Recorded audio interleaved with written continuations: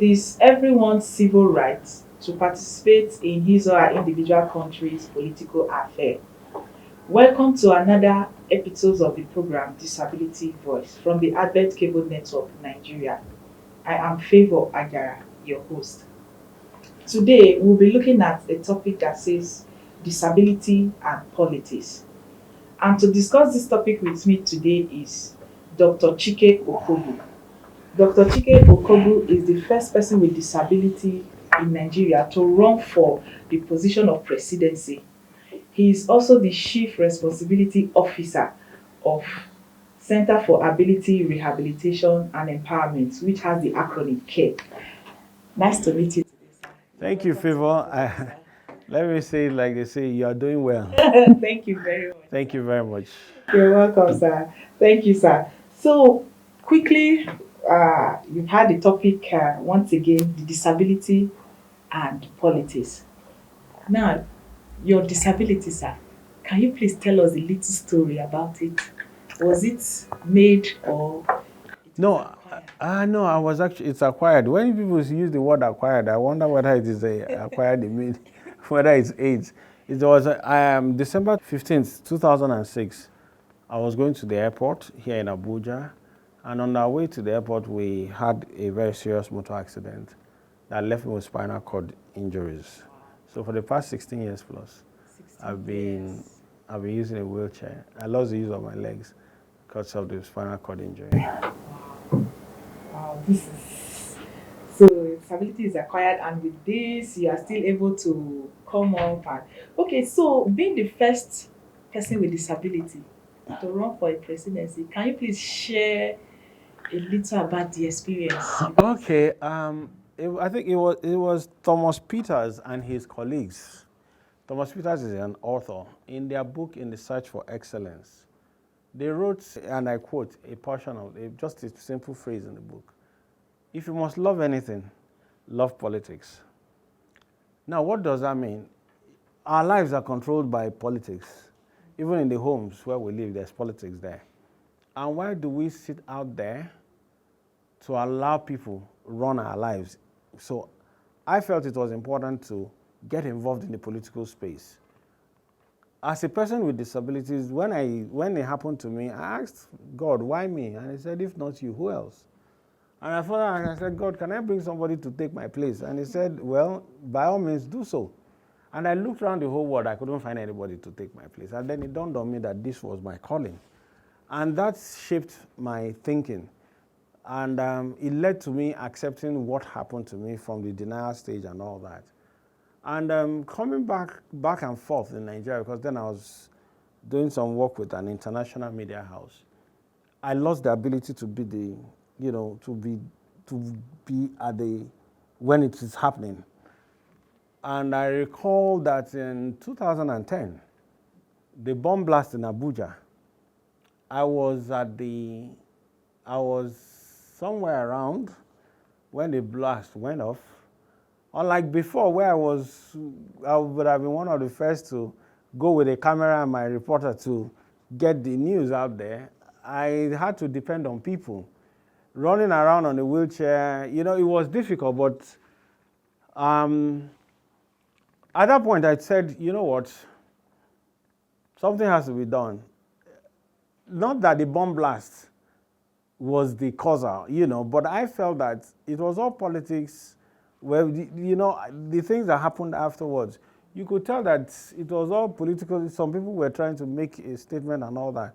But what struck me most was that as a PWD, I couldn't function on that day. That was the first time it hit me. And I realized that I didn't have access. I didn't have, a lot of things were wrong. And I said, how can I change this system? And that was one of the key things. And then I looked around and I saw that PWDs were treated like servants.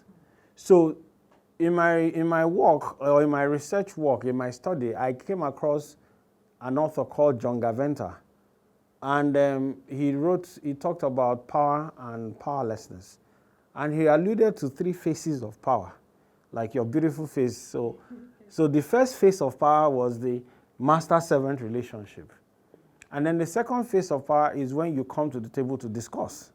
And the third phase of power is the hegemony stage where you decide allocation of resources. And I looked around and I said, wait a minute, persons with disabilities are not here. Where we have to wait on, government to wait on everybody. Here in Africa, in Nigeria, it was like that. But out there, in the US and in other countries, in the UK and, the European, many developed countries, PWDs were number one.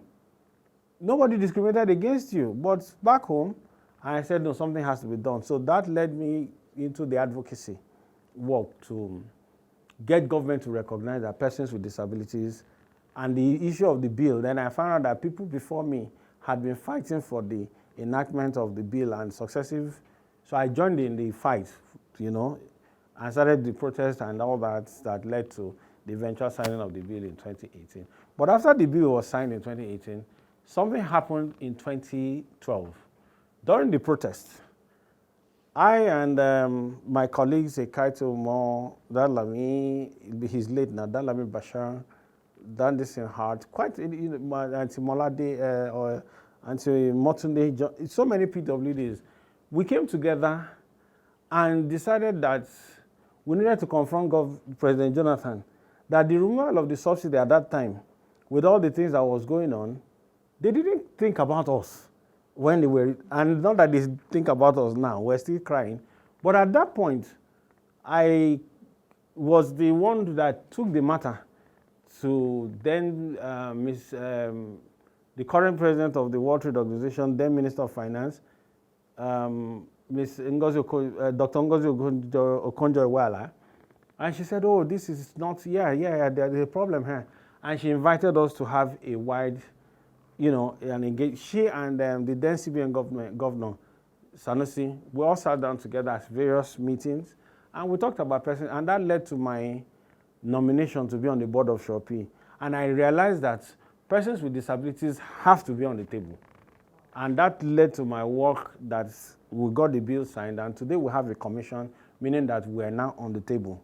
Second phase of power, at least discussing with them as equals, which has led us to the third phase of power where we have to distribute and allocate resources, which is why I encourage all PWDs to go into politics. Wow. So, yes, me personally, I'm planning going into politics. Yes. Maybe in the 2027. But it starts now. I will run for the presidency. Or when they say run, I ask them where the leg. Thank you so much for that experience sharing. So you mentioned subsidy removal.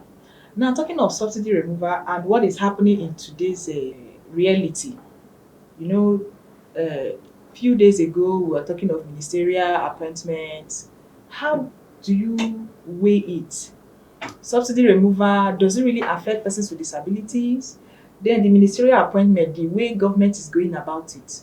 Being a politician that you are, sir, how do you weigh the two?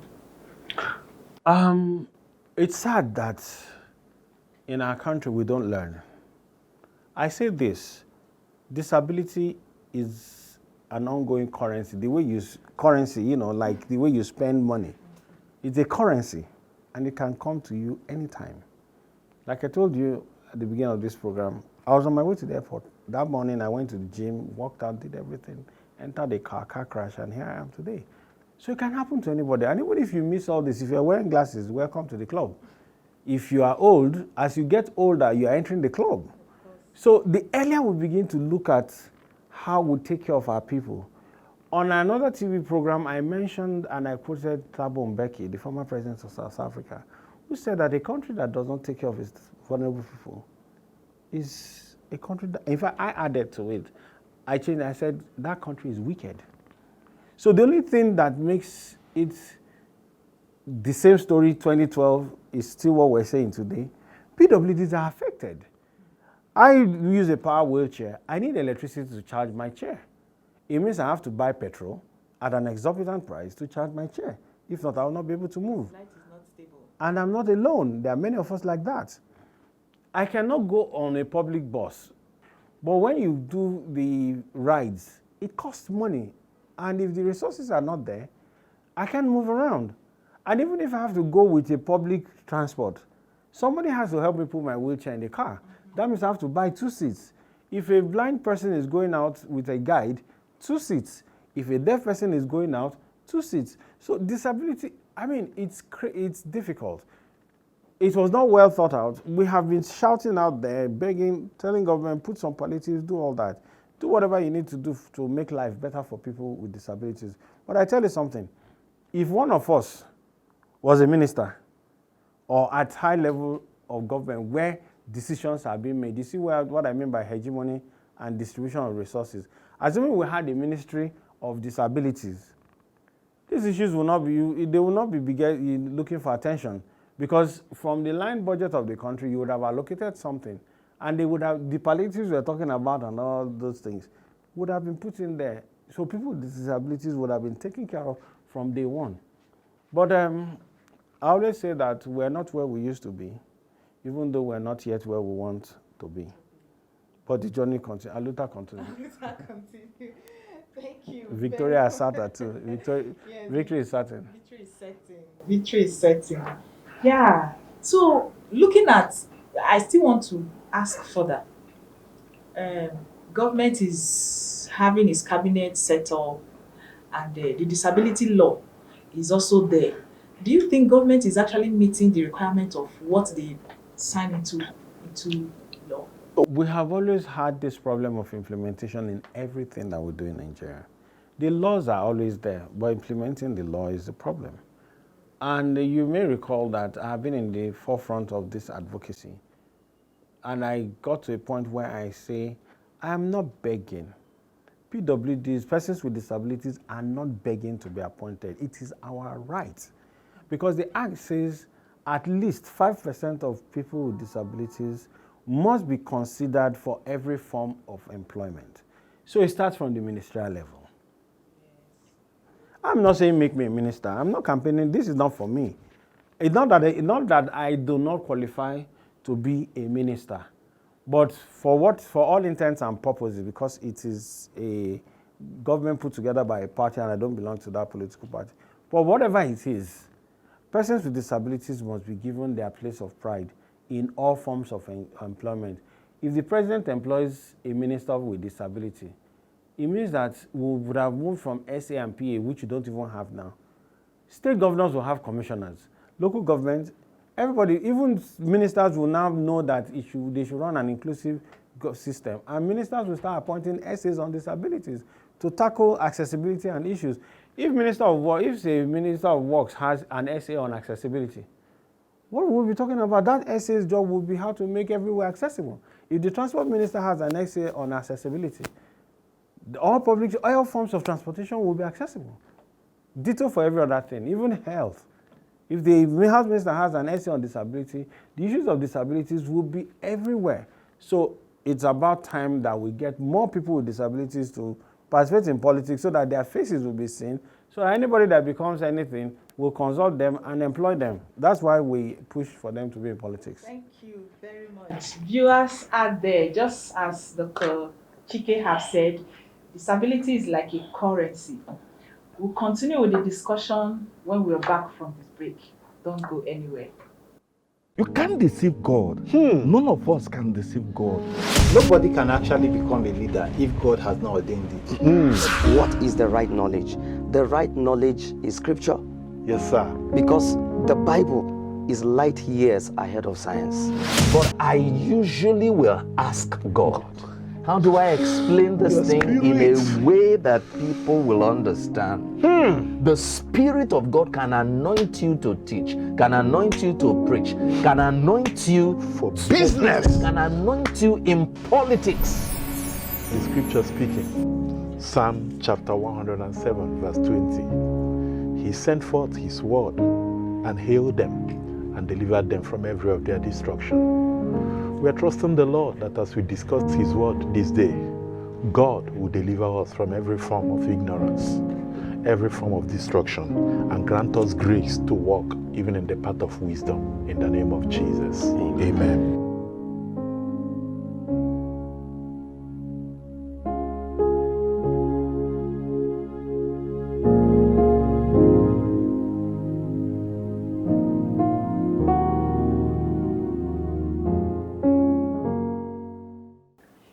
Welcome back, viewers. If you are just joining us, this is the program Disability Voice. And still with me today in the studio is Dr. Chike Okogu. Like what I said earlier on, Dr. Chike Okogu is the first person with disability to run for the president's position in Nigeria. He is also the Chief Responsibility Officer for Center for Ability Rehabilitation and Empowerment. Thank you for staying with us. Thank you, Favor. So, as we are early discussed your political So, John. sojourn in the country, so I still want to ask her, during the process of your campaign as a person with disability, this issue of campaign in the country is not Yeah, easy. I had to go around to meet delegates. To make sure that Yeah, voices are heard. And do you really face any challenges? Were there So many. Can you So please share many. with us? Now, for me as a man, a male as it were, my challenges were peculiar. And for the women, it's worse. Women have to fight the issue of them being women first, then disability second. So it's horrible. Accessibility was one. Thankfully, you know that my other job, my main job, which is the NGO job, is about accessible aviation. So because we had the equipment in-house, it was easy for me to board and disembark some aircrafts, some. But moving around was difficult. And when you go to other states where you have to engage where I had to engage with delegates, it was a tough game and expensive. Because in cases, I will have to charter a vehicle and sit in the vehicle, AC running, hours running, so it was expensive. And these are barriers. But because I run a mantra called CORE, Courage, Opportunity, Responsibility, and Empowerment, I said, no, courage comes first. With courage, we went out there. We were traveling, doing all that. It wasn't easy, it was expensive. My solution to it is we must have to remove all barriers, not balance it. Remove all barriers. And what do I mean by remove all barriers? People with disabilities who want to run for politics must encourage their political parties. How did I get there? In ADC, African Democratic Congress, the forms were 20 million naira, but the first barrier they removed was the 20 million naira. I didn't have to pay 20 million naira. To make it free. And that brought me and the likes of Kingsley Moghalon, Dumebi Kachiku, Chukwuka Moye, these were big names that I ran alongside. And at the time we were doing it, you could see capacity. And everybody, people, the live debates that we had, everybody was like, this is great, So the onus is on the political party first to remove all barriers. Once we have political parties who remove barriers, the rest is easy. You, the person with disability, must have value. You must have courage. You must have the capacity, character, and competence to deliver. Because people see politics as a means to an end. Or rather, they see politics as an end in itself, as opposed to being a means to an end. A means to an end means it's a means for development, growth, and positivity. They see it as a means to acquire wealth, amass money. So they misinterpret the thing, and most people with disabilities want to go into politics because they think that is where money is made. I'm sorry to disappoint them. If you go to politics and steal, you're a thief. It's as simple as that. You should have made your money. Politics should be a hobby, a side thing. After the whole political thing, I went back to my work where I earn my salary and all that, and I do my other business at Innovative Ideas. So politics is not my main thing, and that's the way it should be. Wow. What an experience in the political affair. So now looking at the exclusion of persons with disability in governance in the country and the discouragement people with disabilities are getting on daily basis.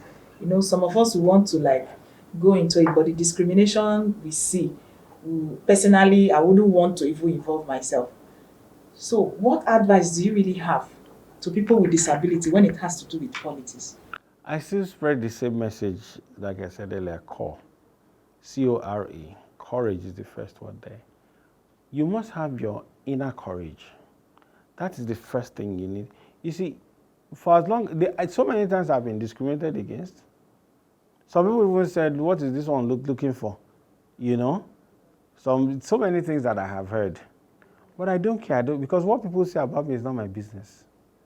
For me, the best way to overcome discrimination is to stand in the face of that discrimination and tell them how courageous you are. If not for courage, we will not be having a good time in the aviation sector today. We've made up our differences with everyone involved, but it was courage that made us to stand up against the thing. And the changes in policies that we see today is all about, and you see, I didn't spend my personal money because people saw that I was in this fight and they encouraged me, and together we fought.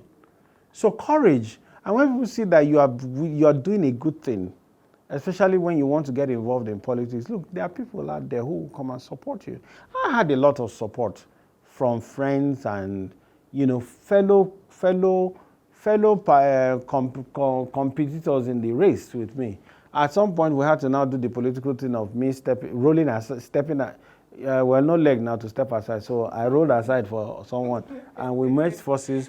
But because I had value and I had some things that I could bring to the table, we worked together, and that's how we got to where we are. So courage is the key thing, I think. Thank you so much for that encouragement and advice you give to us. So, being the Chief Responsibility Officer, I know At care. you like that one very well. So, though me, I know a bit about care. Right. To some extent, I know about care, but can you tell our viewers out there what care do? Center for Ability Rehabilitation and Empowerment, as the name sounds. Okay, I'll take the name from the acronym CARE. At CARE, we make sure we take care of all disability challenges. Drilling it down, wherever there's a challenge for a PWD, we go there to make sure we find solutions to it. So we're all about solutions. We like the fact that whenever you hear CARE, the other acronym that comes to your head is HELP, because you know help has come. Before now, when people wanted to travel by air, PWDs, they were lost. But today they have somebody to call, which is CARE. And we deploy our resources and contacts and equipment and personnel, even in airports where their facilities are not there, just by speaking to the airlines. And I must thank the government agencies, FAN and NCAA. They gave us consumer protection desk and all that. So they are there to respond. The airlines are cooperating. That is for that. For banking sector, we cried out during the scarce Naira redesign thing. And today at CARE, we have started what we call mobile POS. We have a system where we match PWDs to the nearest POS to your house. So when you need money, you don't need to be going to the POS. For an extra 100 Naira or 200 Naira, the POS operator comes to you because they are a walking distance to your house. Ability. So this is a center that does this. The ability part is that we see ability in disability. We never take no for an answer. We make sure that we get it done. We don't worry about our disability. Is just a situationship. It's not. It doesn't tie us down. Rehabilitation is about the mind shift, the mindset. Everybody that works with me and everybody that comes in contact with me, first I tell people I'm not disabled. It's a mindset. Because the moment you say you are disabled, you've locked. I want to ask you, am I disabled? I'm not. I'm not disabled, you know. So once you have that rehabilitated mind that we are not disabled, we are not, because disabled means you have pushed yourself aside. We are only in a situationship. And that's why I want to refer to us as people with determination, not people with disabilities. Because it is determination that takes us to where we are. And once you put all this I have said together, you have empowered yourself. Because in finding solutions, you create employment, not only for you, but for others. And as you have done so, it's called empowerment. And in line with empowerment, we have a fish farm where we have PWDs in Kuje who they just brought money, small tokens, and we bought fish fingerlings, and they just send money to feed their fish. They start with as small as 15,000 naira, because the tiny fingerling is about 15 naira, and they have 1,000 of them. Within a period of 3 to 6 months, they send money to feed the fish regularly. By the time we finish, they have about 30% losses. That's even high. But the last one that we did, we had fish bigger than my arm in 6 months. Yes, they're still there. And you know how fish with food security. So what we're trying to say, we have the ones who do poultry, we have the ones who are into in my house, I grow plants and all that. So we can do so much. Now that there's the food security, what the president called it, state of emergency on food security, we have written to the government to support PWDs, to help us grow food, grow everything. So we can do a lot, and that is what CARE is all about. Wherever there's a challenge for PWDs, help has come. CARE is there. CARE is caring for everybody. We care for all. In the country. Yes. Whether with PW, even everybody, because the elderly, vulnerable people really, the elderly, even prisoners. We have a prison fellowship, or prison, it's a prison fellowship. We go to the prisons and help people because they too, they may have made mistakes. Some of them are innocent. We try to engage the law, use the legal system to get people out of prison. Wow, Yeah. Thank you for that explanation. So with this topic now, what advice will you give to government with respect to disability and politics, the inclusion, the accessibility? I'll look in the camera and I'll tell Mr. President, make persons with disabilities your #1 priority. The reason is this: 15% of your population is assumed to be persons with disabilities, World Health Organization and World Bank statistics. The former Secretary General of the United Nations, Mr. Ban Ki-moon, said if you do not carry along those 15% that are referred to as persons with disabilities, you are losing 15% of your GDP. So the advantage of bringing them in is that you recover those lost 15% of your GDP. And if you add 15% to Nigeria's current GDP, you know what that means. By the time you empower PWDs, the way you give loans to women and all, give to PWDs, where the leg where they go take run. They won't carry your money and run away. They will not, you do understand? They will not say eyes to steal your money. They will not hear anything. They understand? Snake cannot swallow. They are hardworking people because we have a cooperative where they work and they excel. So PWDs, we're asking government, we're not begging because we're not beggars. Persons with disabilities are not beggars. I repeat that. We're saying as a matter of emphasis, we have a right to belong to our country. Government, make us your priority. You will see the gain in it. Thank you so much. Thank you so much for that advice to the government. And I believe that they are listening and they are watching us right now. Thank you. And the message is getting across to them. Thank you so much for coming up to the show today. My pleasure. I really appreciate it, sir. And we hope to have you again on the show. This is home for me. So anytime you want me, I'm a phone call away. Anytime you need me, I'm here for you. To have the accessibility and the inclusion we all envisage. Yeah. Thank you so much. Viewers, this is where we draw the curtain of today's program, Disability Voice. But before we go, remember that disability is everyone's business, and disability rights is also a human right. Till we come your way again next week on same station, same time, I remain Favour Agara. Bye.